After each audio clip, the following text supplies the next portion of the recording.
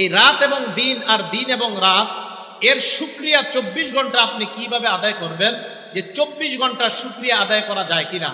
আবু দাউদ শরীফের 5073 নম্বর হাদিসের মধ্যে আসছে, রাসূল আকরাম সাল্লাল্লাহু আলাইহি সাল্লাম বলেন, মান ক্বালা হিনা ইসবিহু আল্লাহুম্মা মা আসবাহা বি বিন নি'মা, বলেন আমার সাথে, আল্লাহুম্মা মা আসবাহা বি মিন নি'মা আও বি আহাদিন মিন খালকিকা ফামিনকা ওয়াহদাকা লা শারীকা লাক ফালাকাল হামদু ওয়ালাকাশ শুকরু।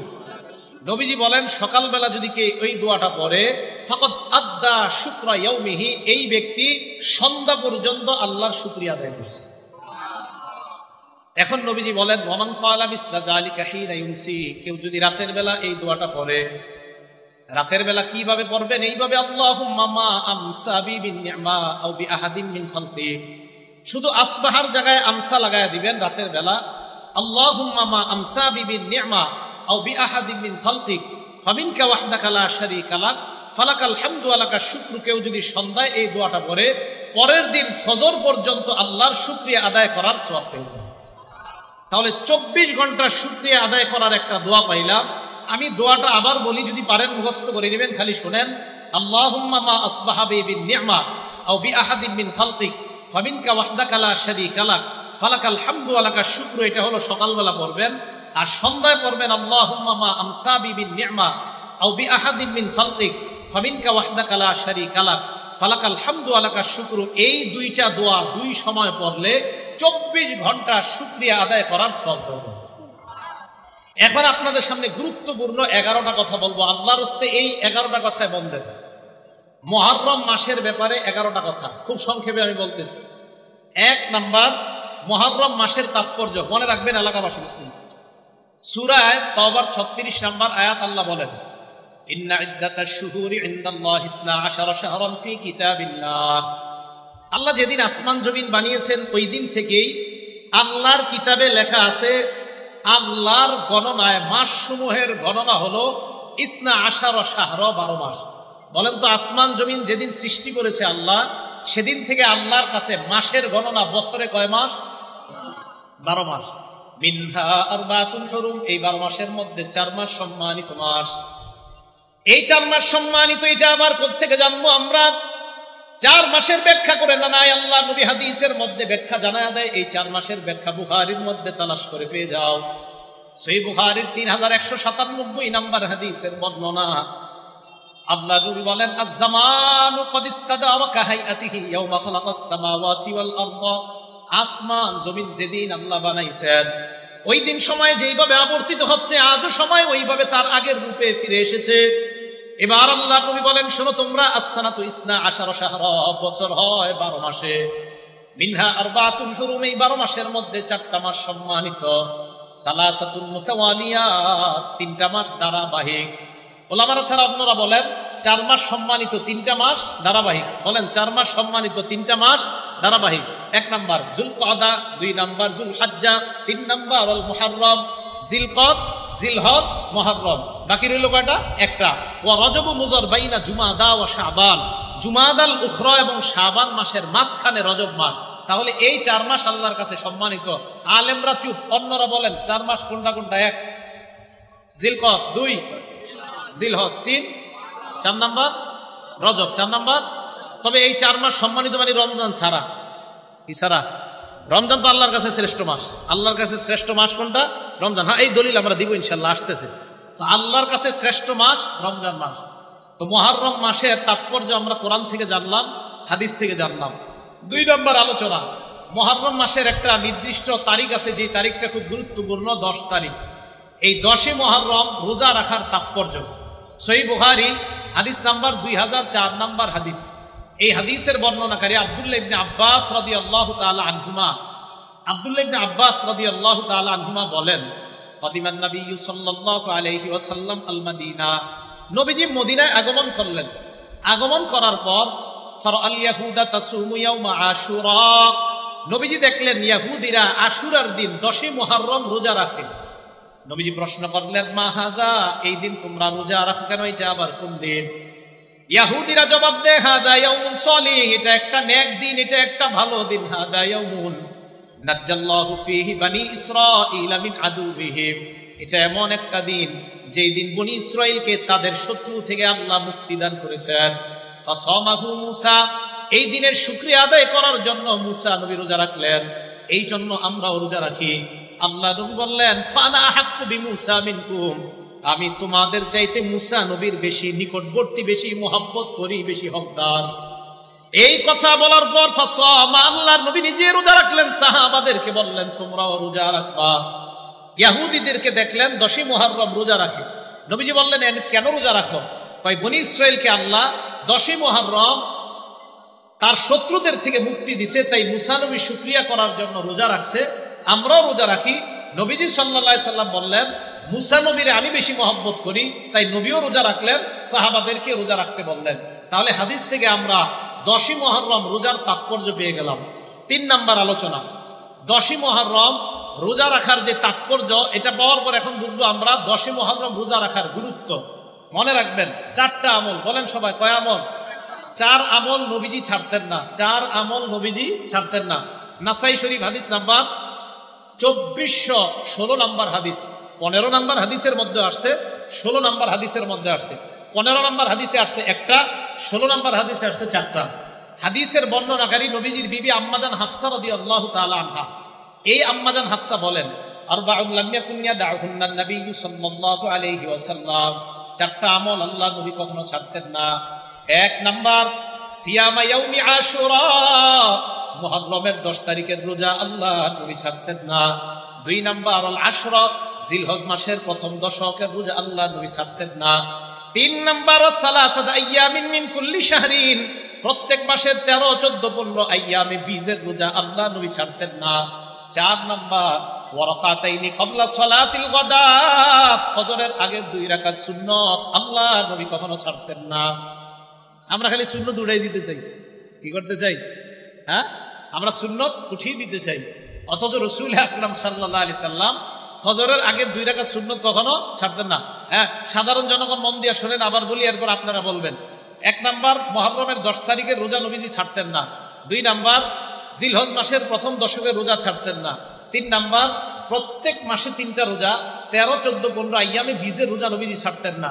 4 নাম্বার ফজরের আগের 2 রাকাত সুন্নাত নবীজি ছাড়তেন না। 4 নাম্বারটা তো ছাড়ার কোনো সুযোগ নাই। বাকি 3টা যদি পারেন, সম্ভব হলে আমরা রাখবো, সম্ভব না হলে রাখবো না। আল্লাহ আমাদেরকে সবগুলাই আমল করার তৌফিক দান করেন। এবার আপনারা বলেন তো, এই 4টা আমি খালি আঙ্গুল উঠাবো, আপনারা বলেন। 1 10 আশুরার রোজা, 2 10, 3 4 ফজর আগের জন্য। আমি কিন্তু ক্লাস এমনি করাই, আর আমি মাহফিলে ক্লাসই মনে করি, এটা কোনো ওয়াজ না। আমি বলবো, আপনারা একটু পরে বলবেন, বাস এইভাবেই তো আমাদের ইসলাম প্রচার হলো। 4 আমল রাসূল আকরাম সাল্লাল্লাহু আলাইহি সাল্লাম কখনো ছাড়তেন না। মনে থাকবে না ইনশাআল্লাহ? আল্লাহ আমাদের সকলকে মনে রেখে আমল করার তৌফিক দান করেন। 4 নাম্বার মুহররম মাসের রোজার তাৎপর্য, ফজিলত। আগে তো গেল তাৎপর্য, এখন ফজিলত শুনবো।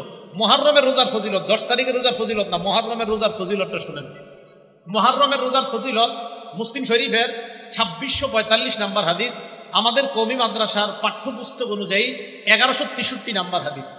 এই হাদিসের মধ্যে আসছে রাসূল আকরাম সাল্লাল্লাহু আলাইহি ওয়াসাল্লাম বলেন আফজালুস সিয়ামি বাদা রমাদান শাহরুল্লাহিল মুহররম, রমজান মাসের পরে আল্লাহর কাছে সবচাইতে শ্রেষ্ঠ হলো মুহররম মাসের রোজা। নবীজির কাছে সবচাইতে শ্রেষ্ঠ রোজা রমজান মাসের পরে মুহররমের রোজা। ও আফজালুস সালাতি বাদাল ফরিদা সালাতুল লাইল, ফরজ নামাজের পর আল্লাহ নবীর কাছে শ্রেষ্ঠ নামাজ হলো রাতের বেলার তাহাজ্জুদের নামাজ। তাহাজ্জুদ নামাজ ফরজ নামাজের পর সবচেয়ে শ্রেষ্ঠ, আর মুহররমের রোজা রমজানের পরে সবচেয়ে শ্রেষ্ঠ। তাহলে এই হাদিস থেকে রমজানের আলাদা শ্রেষ্ঠত্ব আমরা পেয়ে গেলাম, যে রমজান এটা আলাদা, এটার স্পেশাল মর্যাদা। এই গেল 4 নাম্বার মুহররম মাসের রোজার ফজিলত। 5 নাম্বার আশুরার রোজার ফজিলত। আশুরার রোজার ফজিলত জানবো আমরা তিরমিজি শরীফের 752 নাম্বার হাদিস থেকে। মন দিয়ে শোনেন হাদিসটা, তিরমিজি শরীফের 752 নাম্বার হাদিস। এই হাদিসের বর্ণনাকারী আবু কাতাদা রাদিয়াল্লাহু তাআলা আনহু।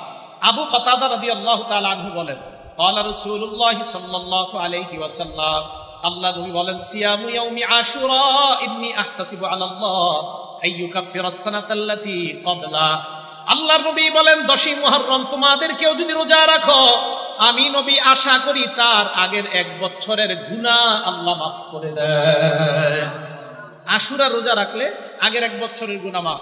এবার আপনাদের মধ্যে সাধারণ জনগণের মধ্যে একজন বলেন তো, কোন রোজা রাখলে আগের 1 বছরের গুনাহ মাফ হয় আর পরের 1 বছরের গুনাহ মাফ হয়? আলেম ছাড়া অন্যরা বলেন, দেখি কি পারে বলেন। মাশাআল্লাহ, আরাফার রোজা। কোন রোজা? মাশাআল্লাহ মাশাআল্লাহ, আরাফার রোজা।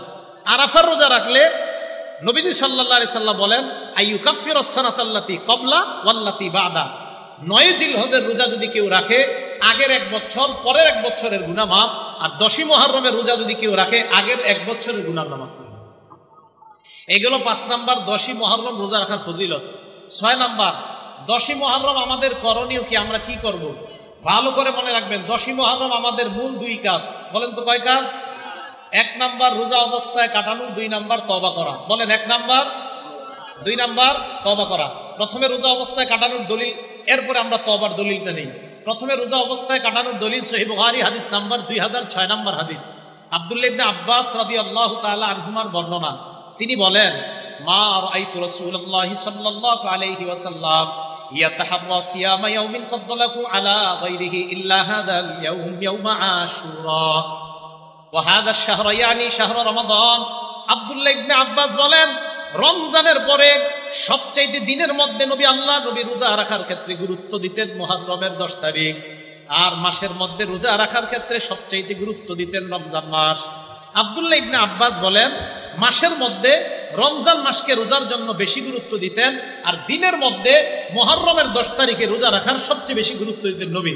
এখন বলেন তো, আশুরার মুহররমের 10 তারিখে আমাদের সবচেয়ে গুরুত্বপূর্ণ কাজ কি করা? রোজা রাখা। 2 নাম্বার বলছি তওবা করা। তওবার দলিল কোথায় পাবো আমরা? তিরমিজি শরীফের 741 নাম্বার হাদিস।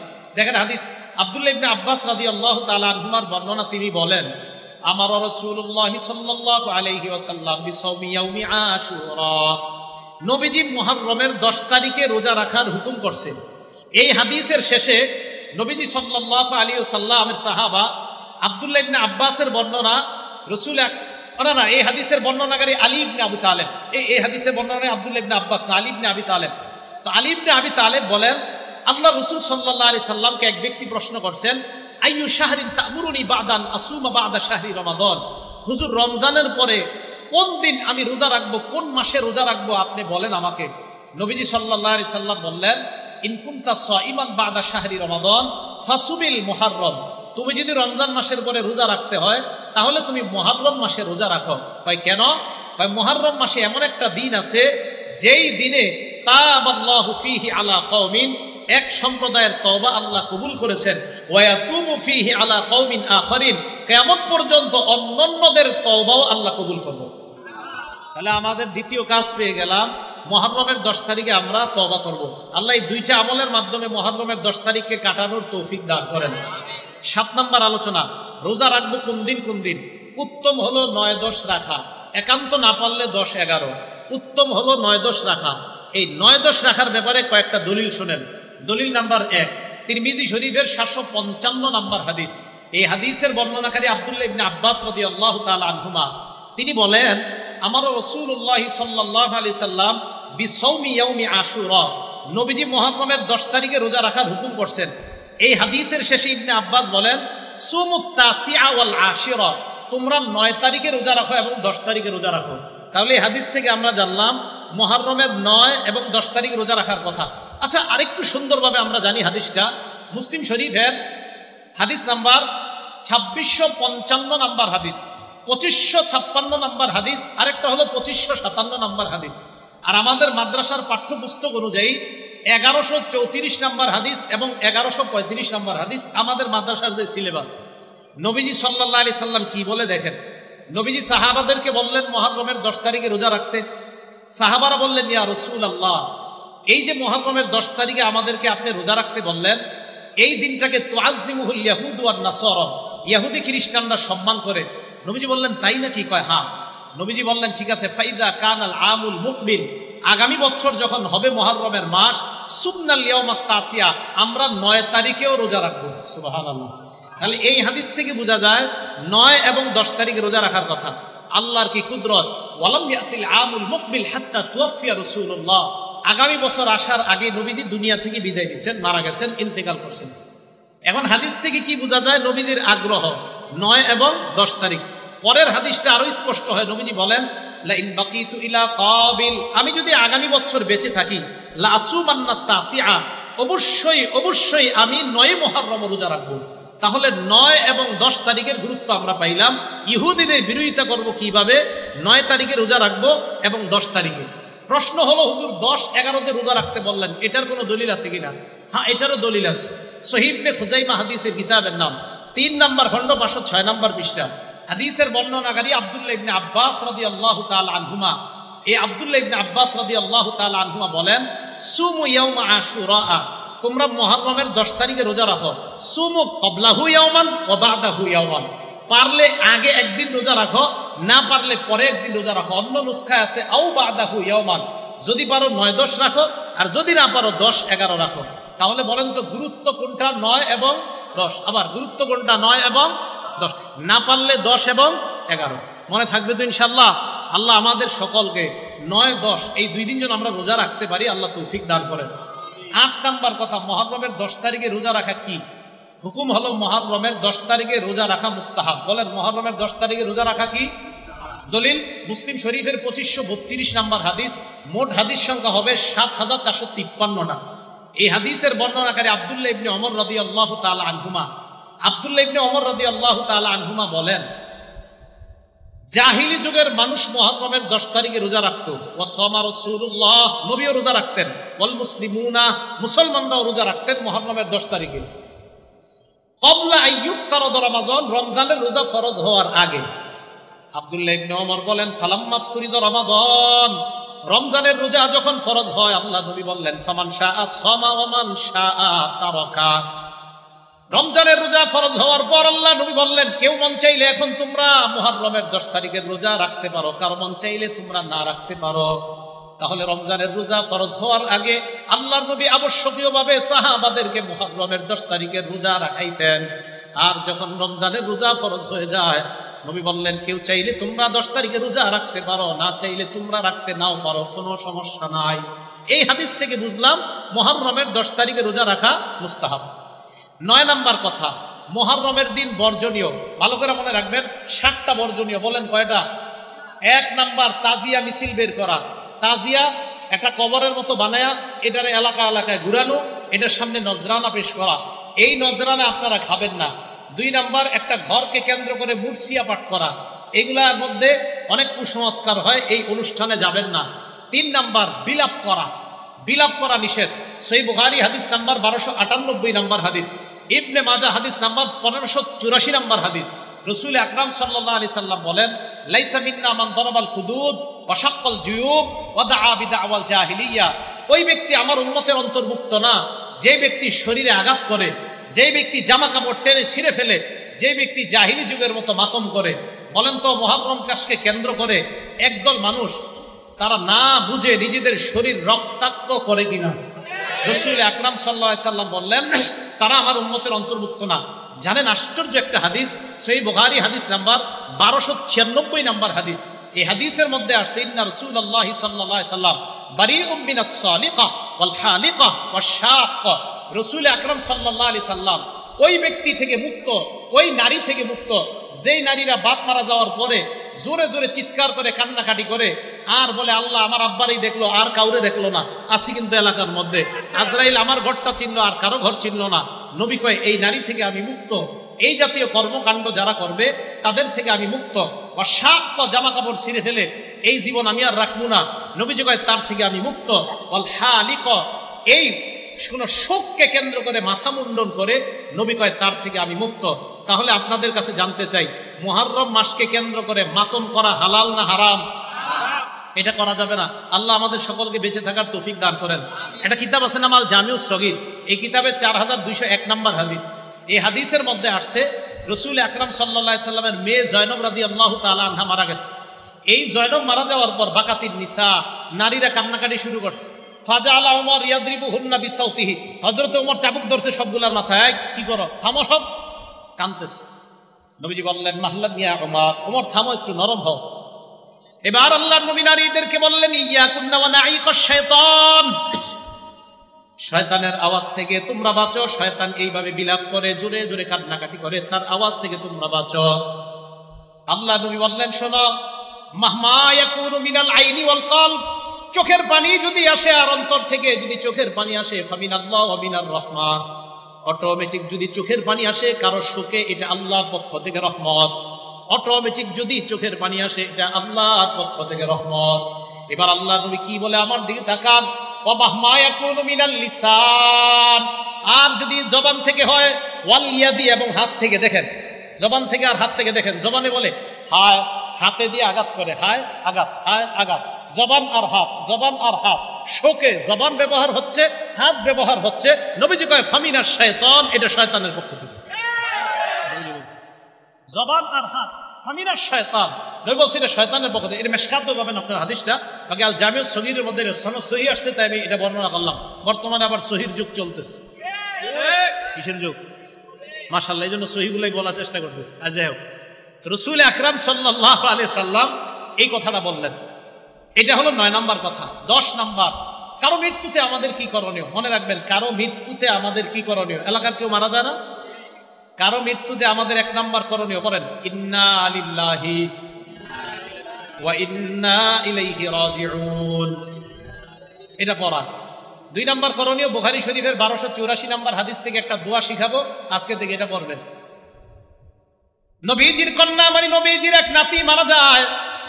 মারা যাওয়ার পর, মারা যাবে অবস্থা, নবীর কন্যা আল্লাহ নবীর কাছে সংবাদ পাঠাইলেন, আব্বা ইন্না ইবনালি কুবিজ, আব্বা আমার ছেলেটা মুমূর্ষ অবস্থায় আছে, মারা যাবে অবস্থা, আব্বা মেহেরবানি করে আমাদের বাসায় একটু আসেন। বুখারীর বর্ণনা। নবীজি জবাব পাঠায়া দিলেন, যাও যাও আমার কন্যাকে সালাম দিবা, সালাম দিয়ে বলবা, পড়েন ইন্না লিল্লাহ, ইন্না টান দিয়ে না, বলেন ইন্না লিল্লাহ মা আখাযা ওয়া লাহু মা আ'তা, আবার ইন্না লিল্লাহ মা আখাযা, যেটা নিয়ে যায় এটাও আল্লাহর, বলেন যেটা রেখে দেয় এটাও আল্লাহর। তো নবীজি শিখিয়ে দিলেন ইন্না লিল্লাহি মা আখাযা, যেটা নিয়ে গেছে আল্লাহ এটাও আল্লাহ, ওয়া লাহু মা আ'তা, যেটা আল্লাহ রেখে দেয় এটাও আল্লাহ। আপনার 4 সন্তানের 3টা যদি নিয়ে যায় এটাও আল্লাহ, 2টা রেখে দিছে এটাও আল্লাহ, এটাও কার? আল্লাহ। ওয়াকুল্লু শাইইন ইনদাহু বিআজালিন মুসাম্মা, আল্লাহর কাছে প্রত্যেকটা জিনিসের একটা নির্ধারিত সময় আছে, ওই সময় আসলে তোমার সন্তান চলে যাবে, এটা আল্লাহর ফয়সালা। তো নবীজি বললেন, আমার মেয়েকে বলবা ফাল তাসবির ওয়াল তাহতাসিব, আমার মেয়ে যেন ধৈর্য ধারণ করে এবং সওয়াবের আশা করে।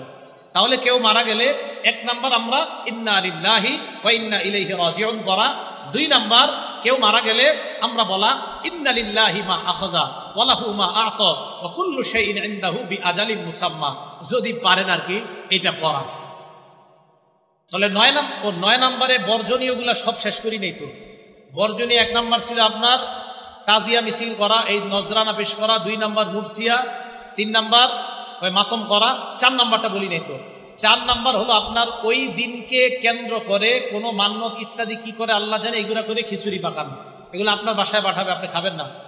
5 নাম্বার, ওই দিন এই মনে করে পানি পান করায় অন্যকে, যে হারে কারবালার প্রান্তরে নবীর নাতি এবং তার সাথীদেরকে পানি দেয় নাই, তাই এই দুঃখে শোকাহত হয়ে ওই দিন পিপাসার্থকে পানি পান করা। কেন এখন আমারে করান, আজকে এই যে এরা যারা আছে এদেরকে শরবত খাওয়ান আপনি, ওই দিন কেন পান করান?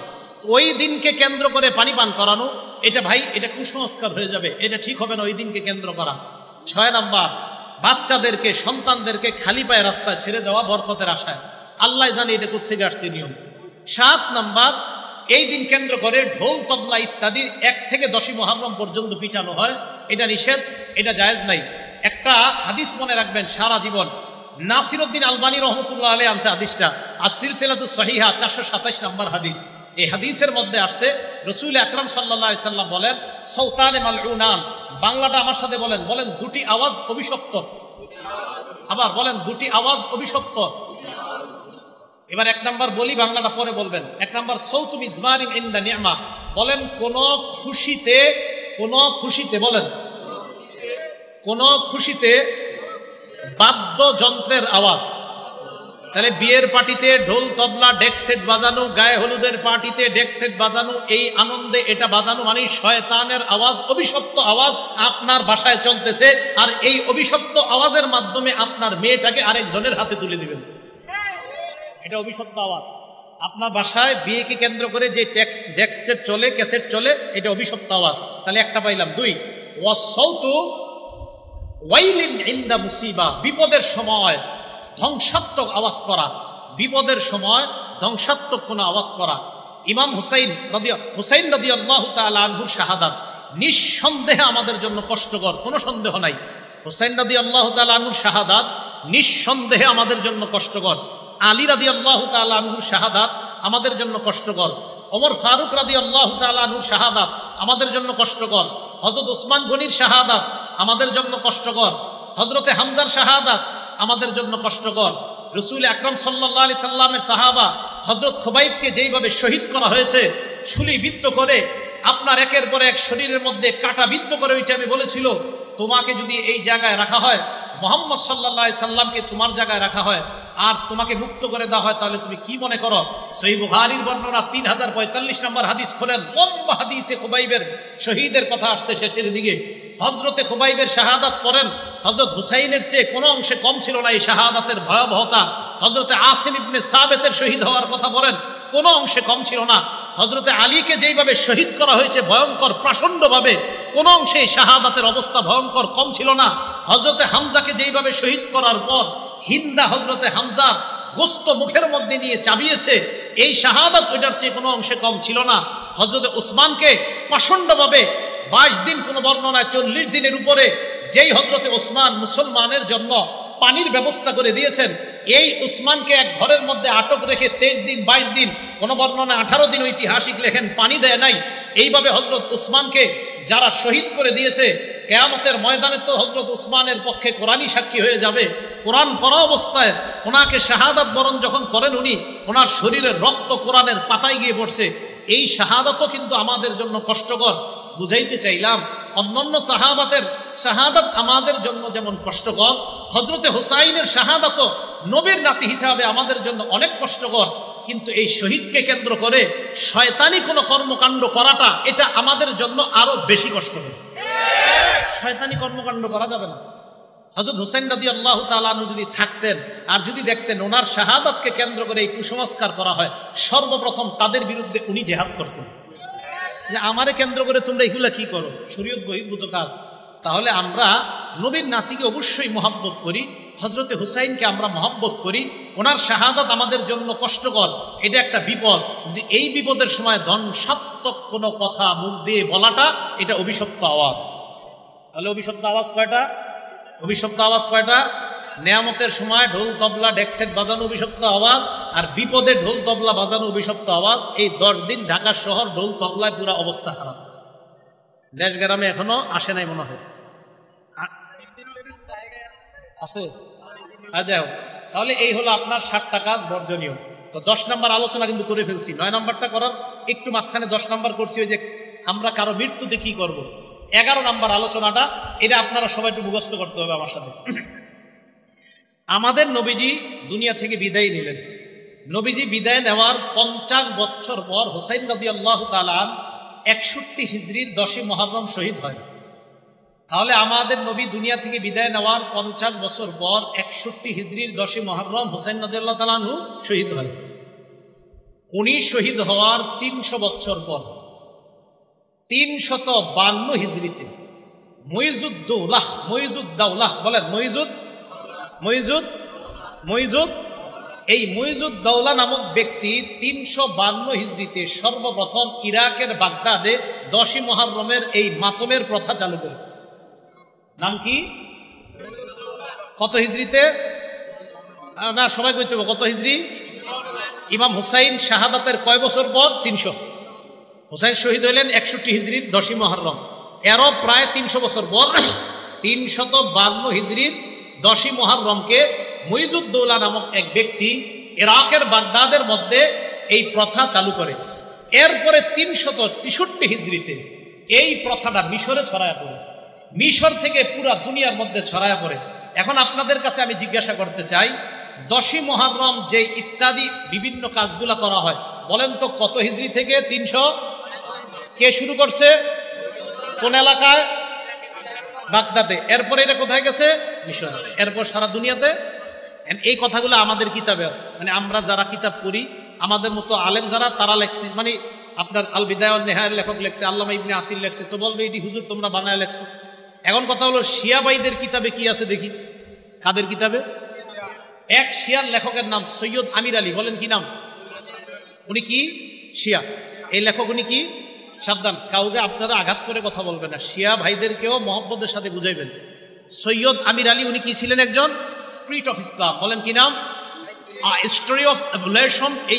এই বইয়ের মধ্যে সে লেখছে যে দ্য স্পিরিট অফ ইসলাম, এই বইয়ের মধ্যে সে লেখছে মুইজুদ্দৌলা এই ব্যক্তিটা অলসো ইনস্টিটিউট দ্য ইয়াউমে Ashura, the day of mourning, শোকের দিবস হিসাবে সর্বপ্রথম মুইজুদ্দৌলা নামক ব্যক্তি এই মুহররমের 10 তারিখকে শোকের দিবস হিসাবে সর্বপ্রথম আবিষ্কার করছে। বলেন তো এই লেখাটা কি আমাদের না একজন শিয়া লেখকের? এই তো মাশাআল্লাহ, তাহলে শিয়া লেখক ভাই উনিও লেখলেন যে ওনাদের এই ইতিহাস মুইজুদ্দৌলা নামক ওই ব্যক্তি শুরু করছে। এই বইয়ের, এই ভাইয়ের আরেকটা বই আছে, ওখানে লেখছে হি ওয়াজ আ শিয়া। এই মুইজুদ্দৌলা একজন শিয়া ছিলেন। ওখানে লেখছে হি ইস্টাবলিশড, সেখানে লেখছে হি ইস্টাবলিশড, এখানে ইনস্টিটিউট লেখছে, ওখানে ইস্টাবলিশড। মানে এটার প্রতিষ্ঠা করেছেন যিনি, তার নাম মুইজুদ্দৌলা। সর্বপ্রথম 352-তে ইরাকের বাগদাদের মধ্যে এটা আবিষ্কার করেছেন। সময়ের অভাবে আমি আরো অনেকগুলা কিতাবের কথা বলতে পারলাম না। শিয়া বাইদেরই অসংখ্য কিতাব লেখা আরবি ভাষায়, যেগুলাতে তারাও স্বীকার করছে যে এইগুলার আবিষ্কার 352 পর থেকে। তাহলে আমাদের কিতাবেও এইগুলা লেখা, তাদের কিতাবেও এইগুলা লেখা। প্রিয় শিয়া সম্প্রদায়ের ভাই আপনারা যারা আছেন, মেহেরবানি করে আপনাদের ইতিহাসটা আপনারা জানেন। জানার পর আপনি সিদ্ধান্ত নেবেন যে আমি কি সঠিক বিষয় পালন করতেছি না ভুল বিষয় পালন করতেছি। 11টা বিষয় বললাম। মুহররমের তাৎপর্য, 2 নাম্বার আশুরার তাৎপর্য, 3 নাম্বার 4টা আমল নবীজি কখনো ছাড়তেন না, 4 নাম্বার মুহররমের রোজার ফজিলত, 5 নাম্বার আশুরার রোজার ফজিলত, 6 নাম্বার করণীয়, 7 নাম্বার 9-10 রোজা রাখা, না পারলে 10-11 রোজা রাখা, 8 নাম্বার মুহররমের দিন রোজা রাখার হুকুম কি মুস্তাহাব, 9 নাম্বার মুহররমের দিন বর্জনীয়, 10 নাম্বার কারো মৃত্যুতে আমরা কি করব, 11 নাম্বার মুহররমের বর্তমান প্রচলিত ইতিহাস কখন থেকে শুরু হয়। আল্লাহ পাক রব্বুল আলামিন আমার আহলে বাইত কি শুধু কারা? নবীজির ওই 5 জন না বিবি সহ সবাই? মনে আসেনি সবার? আল্লাহ পাক রব্বুল আলামিন আমাদের সকলকে যে কথাগুলা বললাম শুনলাম, আল্লাহ আমল করার তৌফিক দান করেন। এত রাত করে কখনো আমাদের বয়ান দিয়েন না, রাত ছোট, এমনিতে রাত ছোট ভাই। আমি যেখানে আসি 11টার আগে ছেড়ে দিবেন। আমার মূল কাজ পড়াশোনা, মানে পড়ানো, মূল কাজ কিন্তু ওয়াজ করা না। আল্লাহর রাস্তায় আমার প্রফেশনটার দিকে আপনারা খেয়াল রাখবেন। আমার প্রফেশন আমি একজন শিক্ষক, আমার প্রফেশন আমি একজন শিক্ষক। মেহেরবানি করে আমার এইটার দিকে আপনারা খেয়াল রাখবেন। আল্লাহর রাস্তায় এত রাতে আমাকে বয়ান দিবেন না। আল্লাহ আমাদের ভুল ত্রুটিগুলো মাফ করে দেন। আল্লাহুম্মা সাল্লি আলা মুহাম্মাদ।